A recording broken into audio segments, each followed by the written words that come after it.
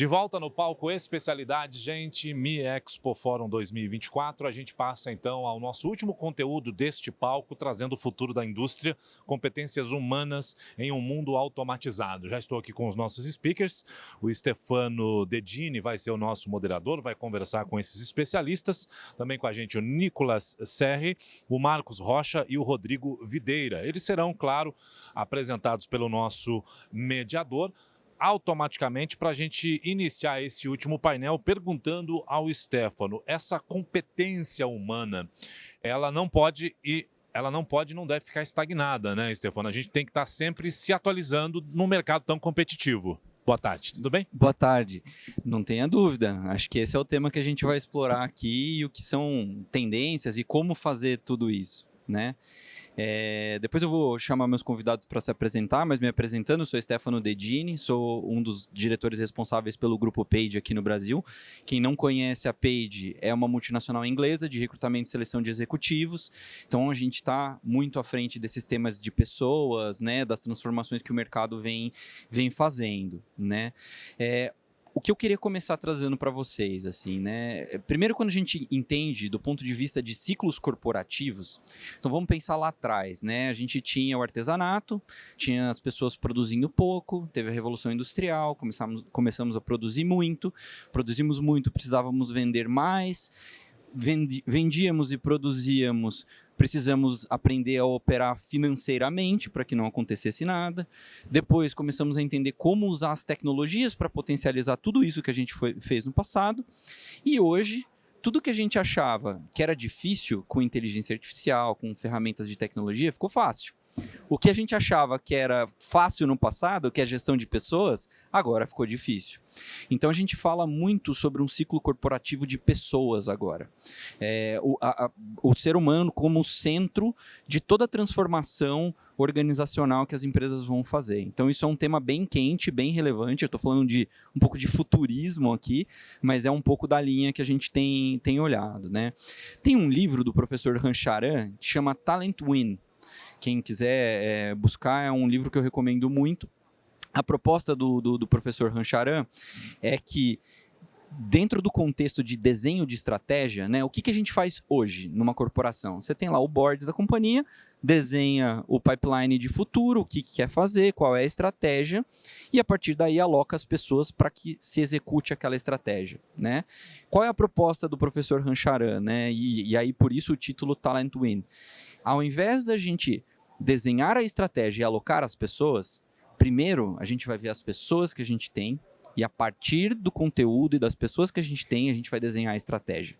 Então isso é um pouco do que a gente acredita, né, que o mundo vai demandar, e isso naturalmente impacta todos os aspectos de competências comportamentais, hard skills e afins, para que isso aconteça de forma bem estruturada.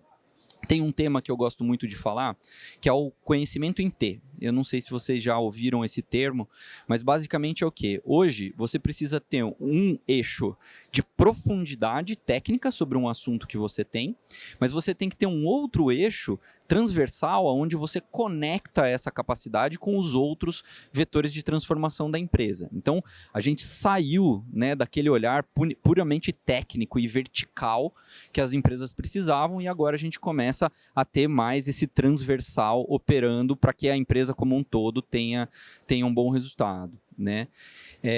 A gente fala muito hoje sobre a dinâmica de aprender, reaprender e desaprender, né? Então, com toda a transformação, com os ciclos tão rápidos que a gente tem visto, tem muitas coisas que, tecnicamente, honestamente, não faz nem sentido a gente aprender, porque vai ser obsoleto em pouco tempo, né? Então, muito mais importante você ter as competências para lidar com essas transformações do que com essas tecnologias que podem ser transitórias. Lógico que a gente precisa ter o mínimo de habilidades ali para o dia a dia e para a demanda imediata, mas as competências, elas ganharam um pouco desse aspecto, né? Então, o olhar holístico, a capacidade de conectar pontos, de engajar, de fazer tudo isso, ficou mais importante do que o conhecimento analítico e direcionado para resultados, né?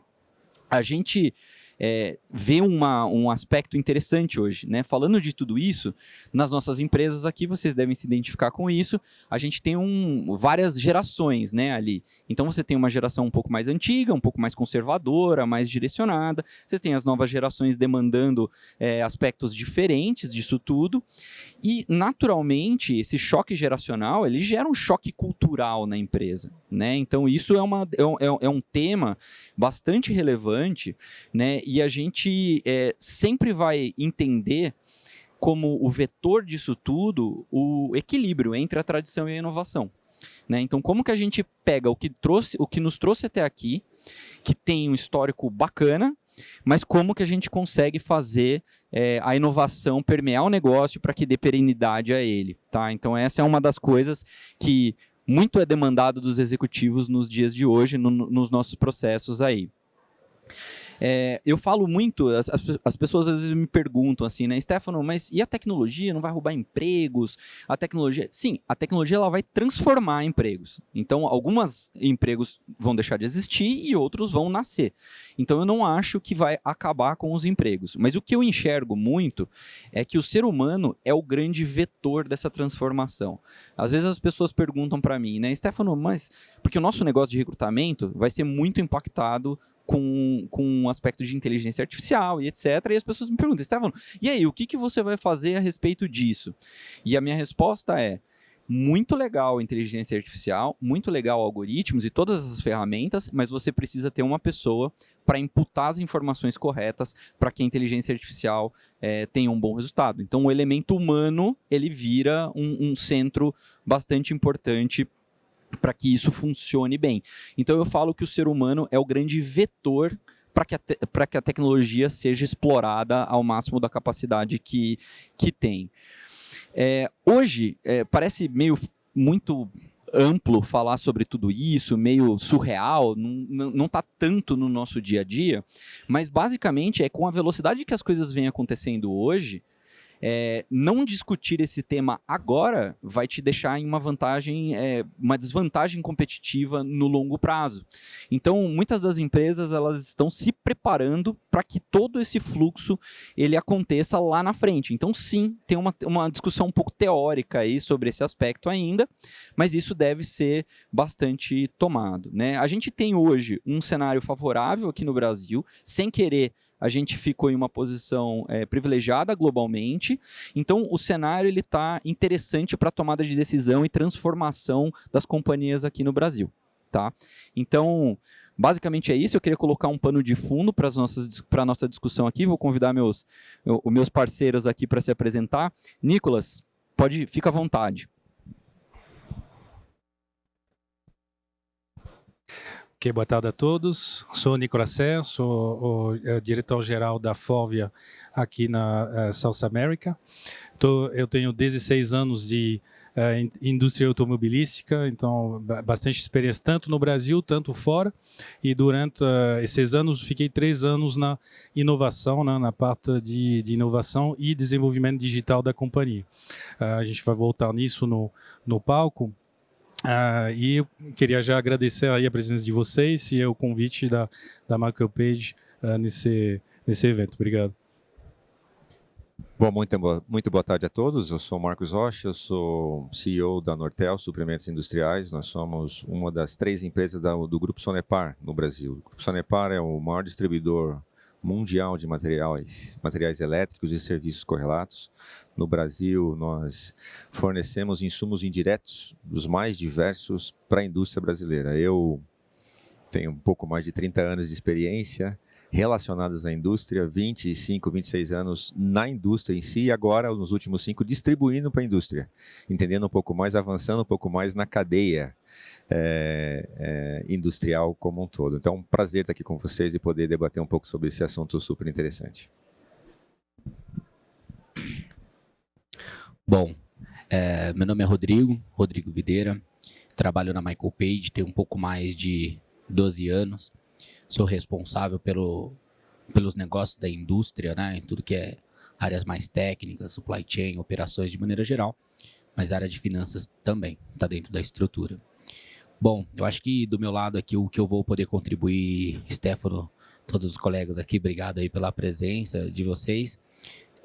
Ao longo dessa jornada, eu tive a oportunidade de conhecer um pouco mais de, se fazer as contas corretas, um pouco mais de 9.600 pessoas só na Michael Page, que são número 1 de planta, diretores de operações e supply chain. E a ideia aqui é trazer um pouco mais sobre a minha experiência, sobre o que está sendo demandado dessa transformação digital e como que os comportamentos, né, como que as competências podem contribuir nesse alinhamento técnico e expectativas e o que o Brasil precisa de profissionais e executivos aí de mercado, tá bom? Muito bom, pessoal. Bom, eu queria começar com o Nicolas. Nicolas tocou um pouco sobre o aspecto, né, de ter passado por vários países. Nicolas, qual que é para você, né, a comparação hoje do Brasil versus os outros países? A gente está bem posicionado, não está? Qual que é a tua visão sobre a situação da inovação aqui no Brasil? Então, para mim, eu acho que a palavra-chave é a desigualdade. A desigualdade porque você vai ter indústrias muito fortes, com uma, vamos dizer, uma intensidade tecnológica, mas a gente chama, muito forte. Agro, top 1 mundial aqui, vocês vão ter químicos, energia elétrica e mineração. Essas quatro indústrias, elas estão 2 a 3 vezes acima da média OCDE. Então, muito forte, está inclusive o agro na frente de todo mundo. E o resto está 30% a 50% a média da OCDE. Então, quer dizer o quê? Quer dizer que está bem atrasado, que a OCDE, você tem 20 países, não é não é Estados Unidos, todo mundo. Então, nós temos, na minha opinião, na indústria como um todo, fora essas quatro, um atraso grande que vai gerar, no curto prazo, um problema de competitividade. Então, esse é o principal problema, na minha opinião. Então, eu considero desigual. Algumas empresas dentro de cada indústria estão tentando acelerar, a minha faz parte disso, algumas montadoras também no meu ramo estão fazendo isso, estão tentando acelerar essa transição, mas o mercado como um todo ele ainda é deficiente nessa intensidade tecnológica como é bem feito. Tem alguns estudos do governo sobre isso e eu acho que tem um potencial muito grande. Muito bom. Marcos, agora eu queria puxar um pouco você aí. O teu negócio é um negócio de alto giro, né? Eu imagino que distribuição, malha, infraestrutura tem um impacto importante e, naturalmente, pelo que eu vejo no mercado, a tecnologia impacta bastante nisso. Tem como utilizar bastante ferramentas de automação e inteligência artificial e etc. nisso. Como que você vê isso? Como que seu negócio tem trabalhado? Qual que é a tua leitura sobre as tecnologias para esse nicho de distribuição? Bem legal essa pergunta. De fato, né, na distribuição é um negócio muito responsivo. A gente costuma dizer internamente na empresa que nós precisamos aprender a ler e a responder com muita velocidade. Porque, ora, é um segmento de indústria que está demandando especificamente um tipo de material, ora é outro. As oportunidades de negócio podem variar de maneira muito geral. A dinâmica de negócio de um componente pode mudar. Eventualmente, você tem uma situação na China que para todo o seu fornecimento aqui na localidade, ou tem uma super demanda de um componente específico que restringe numa outra localidade. Então, a distribuição ela precisa estar muito atenta naquilo que ela pode trabalhar e como ela pode rapidamente trabalhar. Então, por isso, a tecnologia nos ajuda. Primeiramente, a gente tem que estar bem postados. Nós precisamos estar muito bem postados no país para poder, de maneira estratégica, responder. E a tecnologia nos ajuda a prever, muitas vezes, o que precisa ser feito. Então, hoje nós temos modelos preditivos de demandas de mercado, ajustes do nosso estoque para poder nos conectarmos melhor às cadeias, para poder responder da melhor maneira possível a essa flutuação que ocorre de maneira absurda no mercado. Não só com relação ao volume que a gente vai praticar, a quantidade de componentes ou clientes que nós vamos servir, mas também os negócios que a gente quer praticar, porque tem aí questões econômicas a serem observadas. Ora, É muito importante você jogar em determinado arena, com determinado componente, com determinado fabricante, ora em outro, porque muda. É como uma cotação eu costumo dizer que é como uma carteira de ações. A gente tem que estar o tempo todo sabendo dosar e responder da maneira mais adequada aos clientes. A tecnologia nos ajuda a conectarmos melhor também aos clientes. Então, há uma demanda cada vez mais intensa para que as cadeias de fato sejam colaborativas, não só competitivas, mas colaborativas. Então, no estabelecimento de parcerias mais longevas, na conexão mais adequada, indústria, distribuidor, cliente final, a gente imprime a tecnologia para tornar essa cadeia cada vez mais dinâmica, mais capaz de responder a dinâmicas cada vez mais intensas, com maior velocidade, melhor qualidade, sem excessos na cadeia. Todo mundo quer ter uma cadeia que responde bem, sem ter estoques de maneira excessiva, sem ter obsolescências, com alto nível de serviço. Então, a tecnologia ajuda muito a isso. A gente conseguir operar, fluir pelas cadeias de suprimentos de maneira antecipada, né, no que tange a decisões que nós temos que tomar, e super responsivas para que a gente possa ter eficácia naquilo que a gente precisa atender os nossos clientes. Hoje nós atendemos 18 mil clientes no país. 17 mil desses são clientes industriais de alguma forma. Então, tem que estar muito bem conectado e usando a tecnologia para fazer isso da melhor maneira possível. Muito bom. Conectando um pouco com as duas perguntas, queria perguntar agora para o Videira um pouco sobre o impacto disso tudo nos perfis, né? O que as empresas têm buscado do ponto de vista de soft skills, de hard skills, né? Quais são os aspectos, né, que você tem sido mais demandado nas tuas cadeiras aí que olham para a indústria? Pô, pergunta de $1 milhão aqui, né, meu? O que eu, escutando o que o Nicolas trouxe e que o Marcos trouxe, e a sua introdução, Dedini, existem algumas características que ao longo dos anos foram se transformando, né? Essa característica hoje de prontidão, né? Essa disponibilidade, essa proximidade que os executivos precisam ter mais com os clientes, com os fornecedores, com as pessoas do time, com toda essa conectividade acontecendo, tem um fator que predomina quando eles me procuram para buscar uma pessoa, que é o seguinte: que tipo de problema que esse executivo tem que resolver?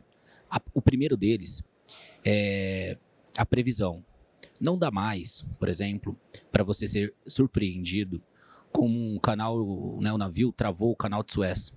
E aí você fica com uma disponibilidade muito curta, você não tem todos os dados para você tomar uma grande decisão. Então, você precisa tomar uma decisão mais rápida, com base no que você tem. E, às vezes, para você levantar todos os dados, você não vai ter tempo suficiente. E você tem que tomar essa decisão. Não é isso que o Brasil está acostumado. Não é isso que os executivos estavam acostumados. Eles estavam acostumados a esperar um pouco mais para as coisas acontecerem e tomarem as decisões. Então, eu parto de um princípio que toda vez que vem uma posição com algum tipo de complexidade, como essa, a gente tem que parar para pensar o seguinte: prontidão, essa pessoa precisa ter. O que é prontidão? É a disponibilidade para ficar prevendo essas possibilidades acontecerem. Ninguém mais pode ser surpreendido. Os acionistas não têm mais essa paciência. O segundo é você ter uma capacidade de tomar decisões sem ter todos os dados completos. Por mais que hoje nós temos toda a inteligência artificial, todos os sistemas acontecendo, a maior dificuldade é que as empresas têm muitos sistemas e às vezes os sistemas não se conversam. Então você tem muitos dados, você tem pouco tempo e aí às vezes você não vai conseguir tomar essa decisão do jeito que você gostaria. Então tem que ser rápido. Então hoje a tomada de decisão, essa prontidão, essa flexibilidade de você permear dentro dessas mudanças de cenário que nossos colegas trouxeram, a minha resposta é: os executivos hoje têm esse desafio, mas saindo dessa cadeia dos executivos, a gente vai descer também para os candidatos que estão ali na operação. Quem são os engenheiros, quem são os operadores, os técnicos, toda a liderança que faz isso acontecer. Quando você olha para esse cenário, você tem uma transformação técnica acontecendo. Então, antigamente, né, você tinha aquele gerente de manutenção que olhava manutenção corretiva, preventiva. Hoje você já tem um software que consegue trazer uns dados para você que aquilo de manutenção preventiva que vinha no manual do próprio equipamento, você já tem os sensores medindo. Então não necessariamente você tem essa mentalidade. Então hoje, para esses profissionais, eles têm que estar muito mais conectados com a tecnologia. Eles têm que estar muito mais conectados àquele engenheiro mecatrônico, aquele mecânico que vinha da época, que os problemas eram mais mecânicos. Hoje não. Hoje a máquina já vem com software muito mais aberto para você escrever alguma coisa ali, está mais próximo para você fazer algumas alterações na programação. Então hoje não é controle e programar e controlar, não é só isso. Hoje você vai escrever, então você conhecer um C++, um Python, um engenheiro olhando isso, é uma transformação muito disruptiva. Não é isso que está todo mundo preparado. Então, o que vem surgindo para essa operação é um operador que já vem com uma cabeça, um mindset muito mais formado num TPM, numa gestão mais autônoma. Você tem uns engenheiros muito mais conectados com sistemas de informação, escrever códigos dentro da própria empresa. Já tem fornecedores que oferecem isso, né, dentro dos equipamentos. E os líderes muito mais como os apoiadores e empoderar esses operadores, esses engenheiros, os gerentes, a tomarem a decisão. De tudo isso que eu estou falando, eu não posso esquecer de falar sobre o ESG, né? A gente não pode esquecer a sustentabilidade. Então, o desafio quando a gente fala do soft skills desse líder, esse líder ensinar, empoderar toda essa operação, desde o operador, do técnico, até o alto executivo, a tomar decisões com a mentalidade de sustentabilidade. Então, isso é um pouco do que eu tenho recebido quando eu tenho que tocar uma posição lá na Michael. Muito bom, legal. Tem um ponto que eu acho que é interessante, eu escutei essa frase recentemente e eu gostei bastante, né? Até os dias atuais, a gente viveu uma era onde as ciências exatas eram predominantes, né? E agora a gente está entrando em uma era onde as ciências humanas são predominantes, né? Então, fazer as perguntas corretas, colocar um prompt numa máquina de forma estratégica, hoje faz muito mais diferença do que ser muito rápido em analisar dados ou coisas assim, porque isso a inteligência artificial, por exemplo, pode fazer sozinho. Então, acho que é um tema bem interessante. Eu queria explorar um pouco também com o Nicolas, né? Você teve um papel aí, globalmente falando, de inovação num setor super tradicional, que é um setor automotivo, de autopeças e etc., né? O que você vê, né, quais são as principais tecnologias que o mercado tem olhado, né? E qual é o impacto direto delas? Qual que é a tua percepção sobre isso? Então, é um tema muito amplo, vou tentar resumir, né? Mas basicamente, como você falou, a indústria automobilística ela é tradicional nos seus meios. Ela tem meios menos antigos, mais modernos, mais automação, mas a média do parque ele é antigo. Então, o desafio para nós nessa inovação foi dividido em vários espaços. Primeira tecnologia é a questão do data mining e como fazer ele. A gente conectar as máquinas e conseguir toda essa subida de dados. Esse é o maior problema que todo mundo enfrenta, porque nós temos muitas gerações de máquina, nós temos muitos PLC, marca de PLC, são muitos anos que foi evoluindo isso, e agora nós estamos trabalhando e conseguimos, mas a maioria das empresas conseguiram, mas foi a primeira barreira para permitir a segunda parte, que é que a gente chama de ontologia, que é a estrutura dos dados, né? O que dados faz o que, como vai conversar. A gente usa empresas para fazer isso. A minha usa a Palantir, que é usado também pelo governo americano de serviço de segurança. E por que usar esse tipo de empresa? Pela complexidade o número de dados, os pontos de dados que a gente tem e a frequência de recolhimento. Porque tem muita gente no mercado que vão te dizer, ok, fácil fazer, isso faz, conseguimos fazer. E, na verdade, tem pouquíssimas empresas que são capazes de gerar tanta iteração de máquinas, porque são muitos parâmetros. Um robô simples, numa fábrica minha, gera por minuto, ele tem 280 pontos de recolhimento, 280 em média. Você tem no mundo, não sei, deve ter uns 30 mil. Então, isso, vezes a frequência que a gente chegou em 15 minutos de refresh. Não dá, é muita coisa, e eu estou usando a mesma empresa que trabalha com Google, que trabalha com empresa de serviço de segurança, está na Ucrânia, está em vários setores de inteligência de defesa. Então, não são caras pequenos e eles não conseguem ir mais baixo. Então, para mim, esse é o principal desafio, essa primeira grande tecnologia que a gente está utilizando.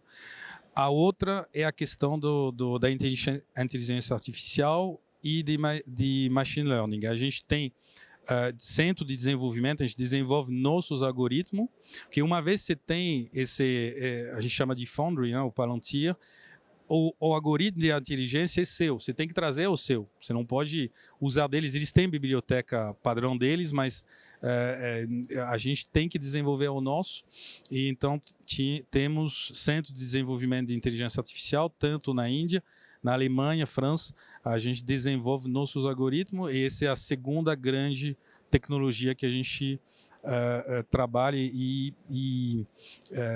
olha, né? Eu acho que são os principais. E aí a gente falou de pessoas de competência, aí muda muito a forma de agir, né? Por exemplo, conseguimos trazer um engenheiro do mercado para minha unidade, na época, né? Não é mais minha, mas da Alemanha, e é fantástico como a competência nesse ramo é exponencial, não tem. Ele chegou, a gente estava travado em 3, 4 meses num algoritmo, ele chegou em alguns dias, desbloqueou, porque te trouxe um conceito novo, segmentou os dados de uma maneira diferente e funcionou o algoritmo. Eu acho fantástico. Como uma pessoa, ele se pagou no instante para os próximos anos, mas eu acho que essa caça das pessoas é fundamental, é muito mais difícil e tem muita gente que vende uma coisa que não são capazes de fazer. Então, como a gente está falando de coisa, você falou no início, que pouquíssimas pessoas entendem tecnicamente, vocês têm muito vendedor de sonhos e vendedor de coisas que não dá para fazer. Então, quando você detecta alguém que é capaz e faz, nossa, é fantástico, mas é muito poucas pessoas. Muito bom. Queria perguntar para o Marcos agora, assim, como equilibrar, né? A gente falou bastante de investimento em tecnologias, no impacto delas, né? Sobre pessoas também, mas assim, como equilibrar os investimentos da companhia, né, entre esses aspectos, né? Quanto investir em tecnologia, quanto investir em competências humanas? Qual que é a tua visão sobre esse tema? Eu acho que isso vai ser cada vez mais necessário, porque a gente costuma falar muito de transformação digital. Mas não é só uma transformação digital que está acontecendo nas indústrias, nas empresas. Se o aspecto tecnológico está mudando, as pessoas necessariamente têm que mudar. Então, também está acontecendo uma transformação das competências humanas, a necessidade cada vez mais latente das competências humanas. E a gente costuma investir muito do nosso tempo e pensar bastante nesse aspecto. O que eu tenho que trazer de tecnologia? Como é que eu vou agora trabalhar para que as pessoas compreendam e tenham uma boa relação com a inteligência artificial? Nós recentemente fizemos de maneira global lá como é que a gente pode usar o ChatGPT para aprimorar as nossas tarefas, ou usar aí um instrumento de inteligência para nos ajudar em algumas questões do dia a dia. Então, tem questões voltadas a como que as pessoas elas precisam interagir de forma melhor com a tecnologia. Mas eu acredito, aí é uma coisa bem pessoal, que a gente tende a surfar daqui a alguns anos num contexto industrial mais humano. Porque o que acaba acontecendo, né? Antigamente nós fazíamos muito o papel da máquina. Agora a máquina vai fazer papel de máquina. E nós vamos fazer um papel cada vez mais humano. Então a gente tem que aprender competências humanas essenciais de colaboração, resoluções de conflito, de tomada de decisão. E a gente precisa ensinar as pessoas nesse contexto, porque aí elas vão realmente se achar novamente, né? Então, quando eu falo de competências, eu gosto muito do conceito do T-shaped que você trouxe, do T, que sim, profundamente alguma questão tecnológica, mas amplamente nas questões humanas. E eu sou engenheiro mecatrônico, tá, pessoal? Eu não sou... Então, eu já fui bastante dessa ênfase tecnológica, mas eu acho que a gente tem uma grande oportunidade aí de fazer com que as pessoas, de fato, a gente construa ambientes mais humanos, cada vez mais humanos na indústria. Então, nós precisamos investir em competências humanas verdadeiras. Colaboração, tomada de decisões éticas, pensamento estratégico, resoluções de conflito. Isso é muito importante, do meu ponto de vista, também a gente considerar no novo contexto industrial que a gente vai passar a viver. Muito bom. Videira, queria perguntar um pouco para você, assim, né? Você trouxe algumas competências que têm sido demandadas, e como que você tem visto os líderes promovendo isso, né? Que tipo de ações aí você tem visto nas empresas que ajudam, né, a inserir essas novas tecnologias no dia a dia dos profissionais?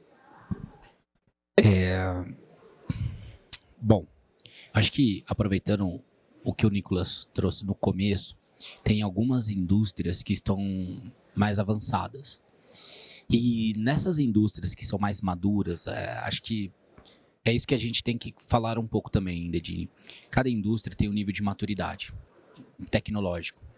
Se a gente for pensar nas multinacionais, tem um. Nas nacionais, tem aquelas gigantescas que todo mundo conhece, que tem um patamar, um avanço extremamente positivo. Mas tem aquelas que estão começando a pensar sobre, né? Então, quando a gente fala assim, o que eu tenho visto, né? Eu trabalho para multinacionais e empresas nacionais de grande, médio e pequeno porte. O que eu acabo percebendo? Um movimento que tem me chamado bastante atenção. Vou começar falando das indústrias nacionais. Nas indústrias nacionais, o que eu tenho percebido cada vez mais, principalmente pensando que essas indústrias tem aquelas que são mais apaixonadas pela tecnologia, mas tem aquelas que são menos, né? São mais tradicionalistas. Neste caso, o que eu tenho percebido de movimento, que tem gerado movimento lá no líder, são essas empresas fazerem um movimento de trazer executivos do passado, né, que eram executivos, para cadeiras de conselho. Então, esse é um movimento que está ajudando os donos, os sócios, essa holding familiar, a estruturar melhor como que a gente vai executar esse trabalho de transformação digital. Então, às vezes, foi o que o Marcos comentou. A gente fala-se de transformação digital, mas a gente tem que passar pela parte de digitalização ainda. Tem muitas empresas que você chega, tem um monte de documento, arquivo de papel para todo que é lado. Então, o que eu percebo nessas indústrias, principalmente, é que os líderes têm cada vez mais sendo provocados a serem líderes do dia a dia, de realmente buscar o conhecimento, investimento nele mesmo, o autoconhecimento, para que ele possa ser um líder melhor e que ele estimule essas pessoas que estão na gestão dele a começarem a fazer isso. Agora, partindo para uma indústria já mais preparada, uma indústria mais pronta, eu já começo a perceber que esses líderes já estão trabalhando numa outra fase. Já estão trabalhando numa fase de como que a gente faz com que essa operação, quando eu falo operação, a gente fala do operador, do auxiliar, de toda essa estrutura, né? Então, estou falando dos gerentes ali que tem toda a estrutura da operação. Cara, quando a gente olha para isso, esses profissionais já estão trabalhando com esses líderes dentro de workshop, estão trabalhando muito em projetos de roadmap, de conhecer todas as características para desenhar um plano de carreira para toda essa estrutura. O que de fato antigamente era muito visto, né? Entrega de resultado a qualquer custo. Hoje não é dessa maneira, mas tem muitos desafios ainda no quesito de produtividade. O Brasil tem um ponto que eu até discuti com o Nicolas há um tempo, que qual é o nível de produtividade do Brasil. Então, para a gente olhar a transformação digital, para a gente falar de digitalização, para a gente olhar para tudo isso, a gente tem que olhar as pessoas. Uma dica que eu daria é como é que eu consigo transformar o meu trabalho cada vez mais eficiente. E como é que eu olho para mim e eu consigo ajudar o meu parceiro aqui do lado. E isso de uma maneira colaborativa.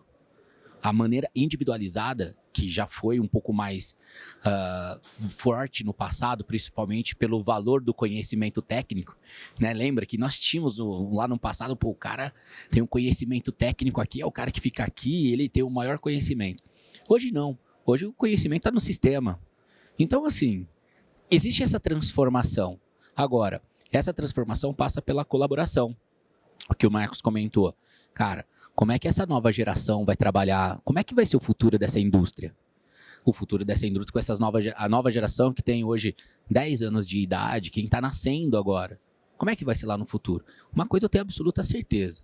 Se a gente não automatizar os processos, se a gente não melhorar essa colaboração, se a gente não deixar mais dinâmico, é um desafio para a indústria principalmente. A liderar, por exemplo, remoto, né, o home office, isso também tem sido temas que a liderança está tendo que discutir no dia a dia.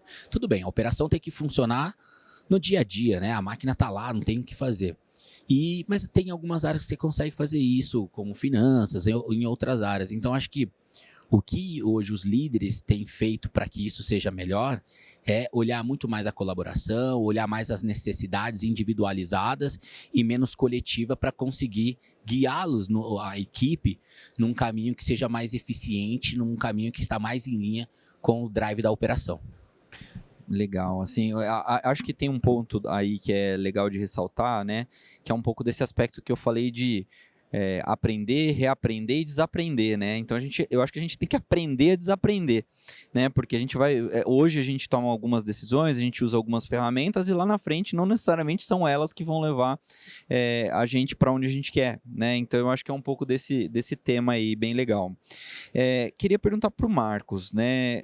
Marcos, assim, o que você tem exigido dos seus liderados, né, do teu time, o que você tem cobrado deles para olhar para os novos perfis que eles vão contratar ou para se atualizar, né, sobre todos esses temas?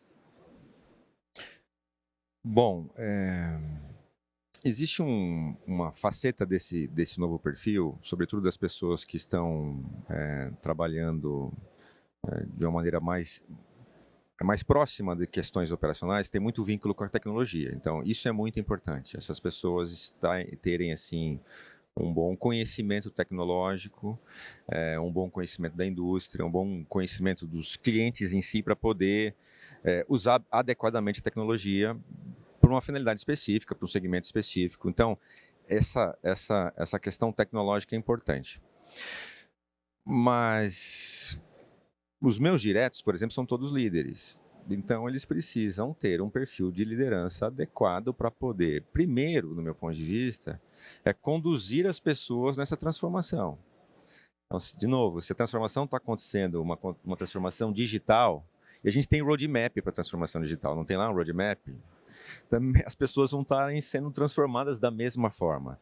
Então, nós temos que ser capazes de construir um roadmap de transformação dessas pessoas que estão interagindo com essa transformação digital que está acontecendo. Então, tem que ser líder.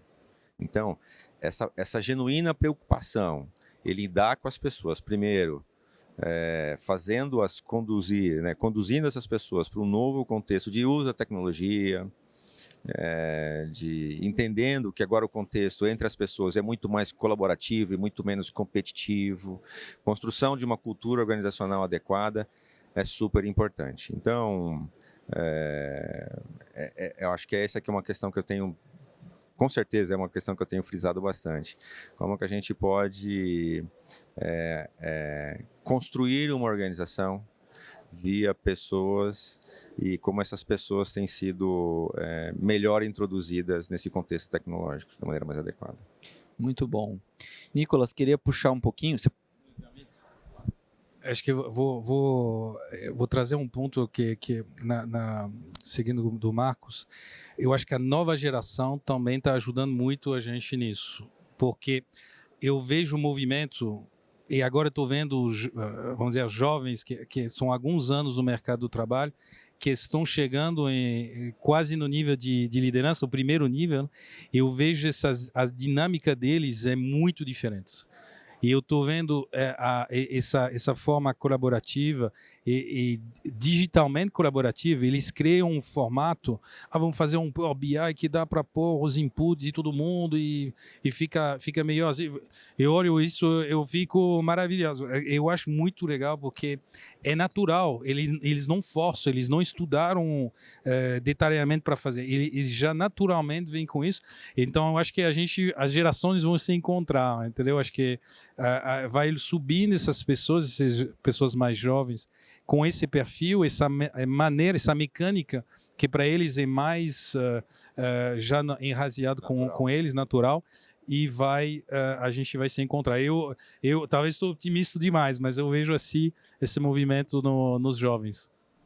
Eu também sou muito otimista com relação a isso, viu? Muito otimista, e eu acho que aqueles que já são de uma geração anterior, o que a gente tem que fazer é dar essa liberdade, deixar isso acontecer. A gente já está num nível, né, que a gente está num estágio, vamos falar assim, da carreira e tal, que a gente tem que pensar em como construir essa organização para que as próximas gerações elas venham. Não simplesmente gerar o resultado, entregar o que precisa entregar, mas ok, como é que a gente ajuda a construir o ambiente industrial do futuro? Como é que dá espaço para essa nova geração chegar? Então, isso tem muito a ver com os skills e habilidades que eu tenho procurado da minha equipe de maneira direta, assim. Legal, tem bastante coisa acontecendo, né? Então, normalmente tem um delay, né, entre você ter as novas tecnologias e pessoas capacitadas, né, para utilizá-las. Eu queria fazer uma pergunta para o Videira. Como que você vê hoje, como que as empresas têm trabalhado, né, o desenvolvimento dessas pessoas para que elas estejam preparadas? Porque eu parto do pressuposto de que não tem pessoas prontas, né, para serem recrutadas em muitos dos temas. O que você tem visto aí do ponto de vista até do tal do lifelong learning? Isso aí, Dedinho. RH adora esse tema aí, né? Eu acho que o que as empresas têm feito, eu acho que tem um compromisso que eu tenho percebido que tem evoluído cada vez mais, é o plano de onboarding, tá? E um onboarding muito bem estruturado. Eu vejo o onboarding muitas vezes muito curto, um onboarding bem feito, ele demora 9 meses, né? Estruturado. As empresas, isso eu estou pensando em trazendo uma pessoa nova, certo? As pessoas que estão dentro da fábrica, vamos imaginar uma indústria automotiva, só para dar um exemplo rápido. Há, 15 anos atrás, você terminava de montar um carro, você ia dar partida no final da linha, se o carro não funcionasse, era um problema mecânico. Hoje, se você terminou o carro, montou o carro e vai dar partida, problema pode ser mecânico, problema pode ser um software, problema daqui a pouco vai ser uma inteligência artificial ou hardware. Então, assim, os problemas estão mais complexos. E foi aquilo, os candidatos hoje, o mercado não tem esse público preparado para lidar com esse tipo de problema ainda. Nem o executivo ainda está pronto para lidar com esse tipo de problema. E aí, o que as empresas têm feito para reter esses profissionais, para formar esses profissionais? A grande chancela é que cada vez mais o RH está protagonista nesse tipo de ambiente. Por quê? Não tem outra alternativa a não ser você formar dentro de casa, formar parceiros fora, como instituições, escolas, formação técnica. Isso colabora muito para você acelerar essa formação, porque não é só formar, é acelerar. Porque o mercado já está agora, não é no futuro, a gente não fala mais de futuro. As complexidades estão lidando agora, e como é que a gente vai formar isso todo mundo rápido? Então, não é individual. Então, existem as colaborações acontecendo também no ambiente externo. E muitas das vezes, eu via muito assim, todo o negócio pegando fogo, a gente perdendo pessoas, a empresa perdendo pessoas, o mercado acontecendo e as pessoas cada vez mais olhando para dentro de casa. O segredo hoje é olhar para fora de casa. Talvez a solução não está dentro de casa, está fora. Então, as pessoas, os executivos do RH têm cada vez mais olhado para esse lifelong learning, que é esse aprendizado contínuo. O aprendizado que é aquela competência que lá na década de 90 você aprendia e passava por uma carreira de 30 anos com aquele conhecimento técnico. Hoje, a cada 3 anos é uma competência, a cada 5 anos é uma competência que é exigida. Mudou. Então, as pessoas precisam entender que essa velocidade de adaptação, uma velocidade de aprendizado rápido, e mais do que isso, aprender como que eles preferem aprender. Não é só responsabilidade da empresa, do RH, informar. Então, a gente tem que mudar um pouco isso. Tem a responsabilidade da empresa em ajudar, mas a pessoa aprender também como que ela gosta de aprender, que tipo de e-mail, se é acadêmico, se é lendo artigo, livro, vídeos, enfim, podcast. Tem várias formas de aprender. Então, ele tem que aprender dentro do trabalho, ele tem que aprender fora do trabalho, mas ele tem que saber como que ele quer aprender. E as empresas também estão aprendendo quais são os melhores formatos de aprendizagem, linha de aprendizagem. Então, o que eu posso dizer é lifelong learning, as pessoas têm que aprender realmente de que maneira que elas preferem aprender, e não é só responsabilidade de um, é uma responsabilidade coletiva de formar e acelerar essa educação. Legal. Muito bom. Eu queria perguntar tanto para o Marcos quanto para o Nicolas, do ponto de vista, vocês hoje, né, liderando companhias importantes, e vocês como executivos, assim, o que vocês têm buscado de autodesenvolvimento? Como vocês têm se preparado para essa dinâmica? Bom, eu sou fãzaço eu estava pensando aqui enquanto você falava, formas de aprender, eu sou fãzaço das inteligências artificiais aí, dos assistentes aí, eu tenho sido assim um usuário fervoroso dessas metodologias de aprendizado no ponto de vista de conteúdo.